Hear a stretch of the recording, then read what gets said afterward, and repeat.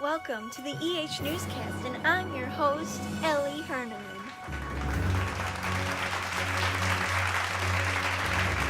Today, we'll be covering a controversial and important topic in today's report that I'm sure our viewers here on YouTube will be excited to hear about. As most of you know, our world is advancing into a technological stage that many of us can't keep up with, and that this tech can create some problems with adjusting it into society. For example, video games. Video games are the newest and most entertaining technological advance ever in the 21st century. They have allowed us to become immersive into a whole new subject of technological entertainment. In 2018, nearly 70% of the United States of America's population played video games across many different consoles, and most of them being the ages of 10 to 18. But there are the video games that most parents wouldn't want their child to play, like GTA, Assassin's Creed, or Doom. These are known as video games in the violent category due to their use of weapons, strong language, and explicit content that isn't suitable for younger audiences. Violent video games have been blamed for school shootings, increases in bullying, and violence towards women. Critics argue that these games desensitize players to violence, reward players for simulating violence, and teach children that violence is an acceptable way to resolve conflicts. Since of recent violent crimes becoming more relevant in the news, parents of this new age are becoming skeptical and wanting stricter control over video games.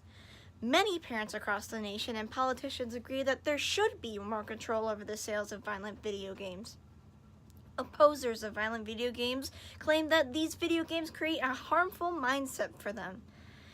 The government responded by many states and localities across the country increasingly looking to supplant these parental controls on video games with government controls.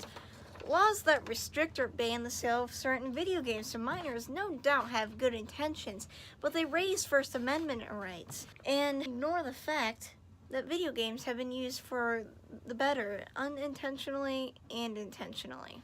According to the New York Times, between 1994 and 2010, the number of violent crimes among youth offenders fell by more than half, to 224 crimes per population of 100,000.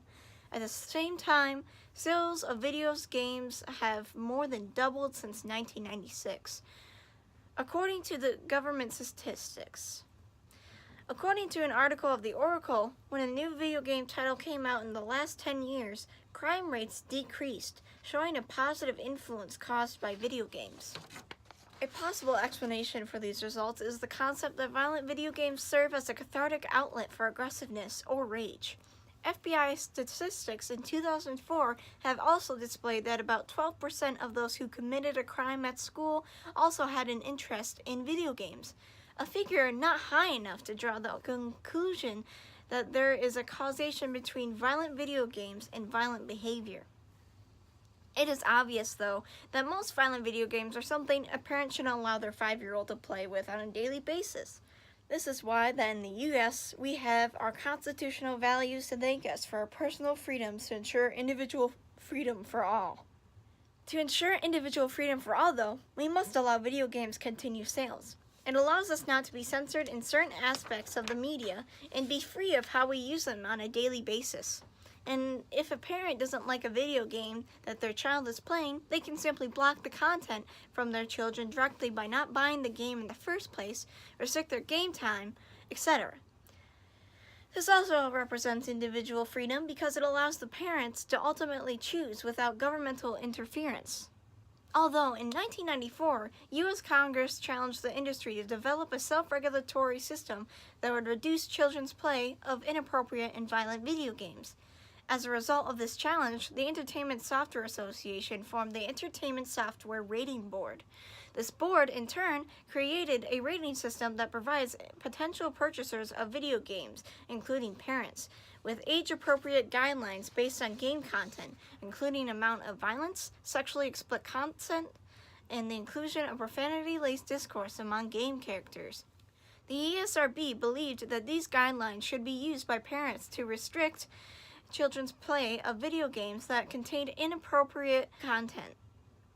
The guidelines propose the following ratings: E for everyone, E plus 10, appropriate for anyone above the age of 10, or T, appropriate for teens and up, M for mature, and AO, adults only.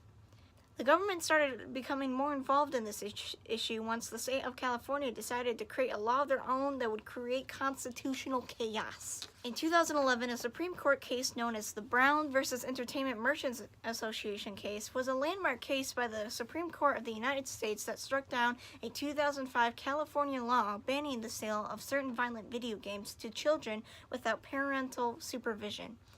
In a 7-2 decision, the court upheld the lower court decisions and nullified the law, ruling that video games were protected speech under the First Amendment as other forms of media. The official holding came to a close. Bans on the sale of violent video games to children without parental supervision violate the free speech clause of the First Amendment.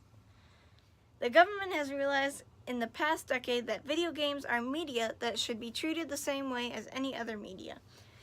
The government has officially used video games for the better, actually, within the military. For the U.S. military, the rise of the first-person shooters has been a welcome development.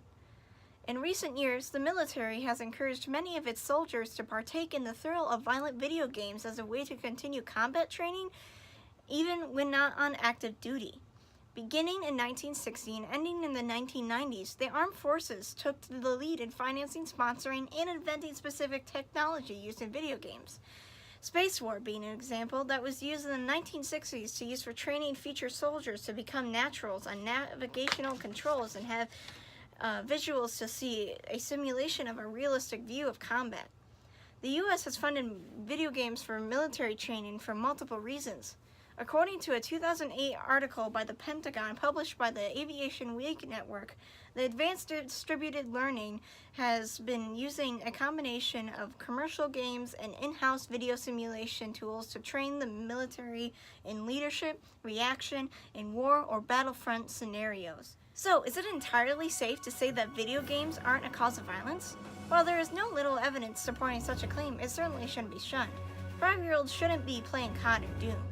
As long as we have the freedom to access video games in the long run and still have regulations to help parents along the way if their children are playing violent video games without strict government control, this secures our liberties and freedom for all. What do you guys think? Do you guys support this argument against banning or regulating video games even more? Or do you oppose it? And that's all we have here on the EH Newscast. And we'll see you next time when we get a special interview with the president himself. Thank you and good night.